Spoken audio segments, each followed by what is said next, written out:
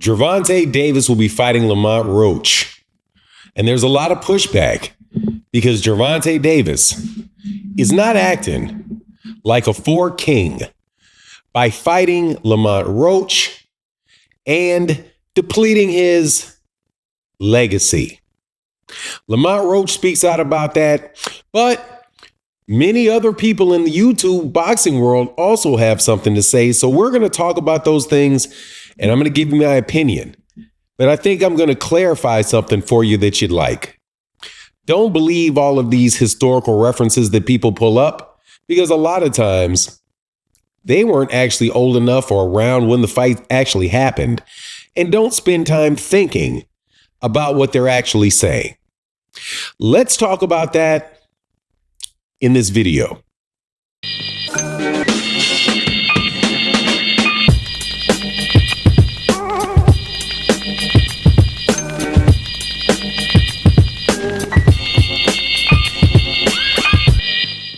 All right, welcome back to the channel. It's your boy Fanon.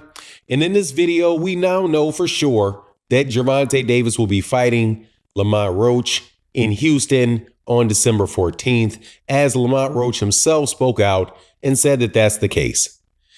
Gervonta Davis himself has not said anything other than to respond to a tweet from Lamont Roach, so I think it's safe to say that we're on and cracking now. And personally, I like the fight. Now, I am not without people that disagree with me. And one of the things that people said was that Lamont Roach is a cherry pick. And he is a cherry pick because he's moving up in weight, and Gervonta Davis should be fighting something akin to the four kings.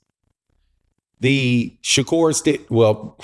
the Ryan Garcias, the Devin Haney's, the Teofimo Lopez's, if you want to include Lomachenko and Shakur Stevens, who weren't really in that group of the four kings, that's who he should be fighting, and he really shouldn't be fighting anybody else. There are real problems with that. And the biggest problem was the idea that these four kings didn't pull up people in weight. That Roberto Duran, Tommy Hearns, Sugar Ray Leonard, and Marvelous Marvin Hagler all just walked into boxing, jumped into the ring together, and they all got it done within a couple weeks. And they all did it in the same weight class so they could all be greats. That's not how it happened. First of all, let's compare this Gervonta Davis four-king thing. Gervonta Davis, Devin Haney, Ryan Garcia, and Teofimo Lopez as kings. And then look at the four kings, the original four kings: Tommy Hearns, Sugar Ray Leonard, Roberto Duran, and Hagler. Well, you'll see some really big differences here. First of all, there isn't four kings now. There were four kings then. There are not four kings now. There never have been four kings. These four kings were built on the idea that eventually they may become kings.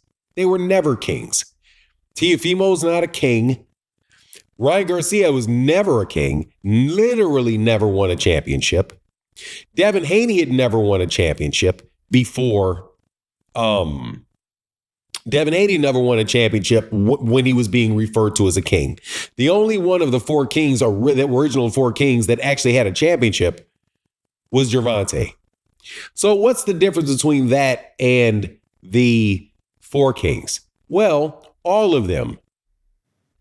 Sugar Ray Leonard was a champion and had success, had big wins all to his own, aside from Tommy Hearns. Tommy Hearns also had big wins and was a champion all on his own, separate from, and had won one against somebody other than Sugar Ray Leonard. Same thing. Roberto Duran owned the lightweight division pretty much from the time of Ken Buchanan until he left. And that was 1972. It was a clear decade before he got to 147. And Marvelous Marvin Hagler. obviously was at 160 pounds for years, while these guys were still not at 147 and some of them times fighting at 154. So let's look at the idea that none of these four kings brought people up in weight. Well, obviously that's not the truth, because Marvelous Marvin Hagler fought every one of them at middleweight. He fought Roberto Duran, who came up from lightweight. He fought Tommy Hearns, who came up from 147 and also had won a title at 154 by beating Roberto Duran at 154. He also fought Sugar Ray Leonard at 147.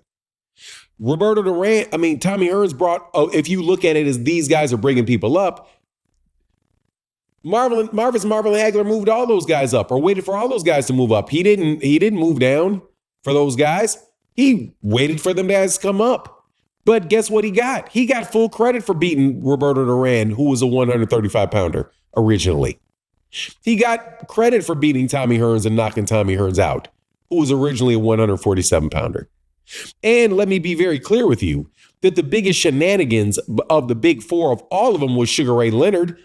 And Hagler got aged out and waited out for years by this guy. So when people are bringing up the history of the four kings and acting like it's this real straightforward thing where they all jumped into where they all fought in the same weight class and they all agreed to fight each other like there was no problems. No. However, I got to tell you, right now we're not in a four king era. We're in a one king era. There's only one. There's Gervonta. That's it. Devin lost. Teofimo lost. Those guys aren't kings. They're not viewed like that. Lomachenko's not viewed like that. Lomachenko lost to Haney. I don't think he really lost the fight, but he also lost to Teofimo Lopez, and a lot of people thought he lost to Jermaine Ortiz. So he's an older fighter. The competition at 135, which is the weight class that Gervonta is actually in, is going to come from the 130-pound division. And just like the competition for Marvelous Marvin Hagler wound up coming from the 147-pound division. Who would have known that it was a 147-pound division that would light up the 160-pound division when they got there? People move up in weight classes. And honestly, man, if you really look at the traditional weight classes in boxing, 135 and 130 were the same weight class. 154 and 160 were the same weight class. If you look at what Marvelous Marvin Hagler was weighing in at on the same day weigh-ins, he was weighing in at 158. He was considerably under 160 pounds. Those were different boxing times, different situations. But let's not confuse this. There is no four kings right now. The guys that people were saying Gervonta needed to bend over backward to fight, those guys have all lost. And one of them, Devin Haney, is looking out here looking real bad. Devin is suspended. Shakur is figuring out what he's doing, even though he was originally at 126 when this four king stuff started. The simple fact that you're even talking about Gervonta fighting Shakur is one of the big fights, is somebody that moved up from 126. So, it's just the whole idea to me is real funny, man. We can always find something bad to say about a matchup. And Lamont Roach fight, more than likely Gervonta Davis is going to win this. And I would say he may get it by stoppage somewhere between 6 and 8. But hey, man, it's not a bad fight. It's a good fight. Just sometimes you have certain people that are just so good that even the best fight that you're going to get for them is going to be a blowout. That's Ali in the 1960s. Those guys weren't bad fighters. That guy was just that much better. But, hey, man, if what your goal is to get the guy to lose, and you want him to lose, you're never going to be happy with anything that he does as long as he keeps winning. You know what I mean? But anyway, that's my take on the matter. Please let me know what you think in the comment section. And with that, I'm out. Deuces.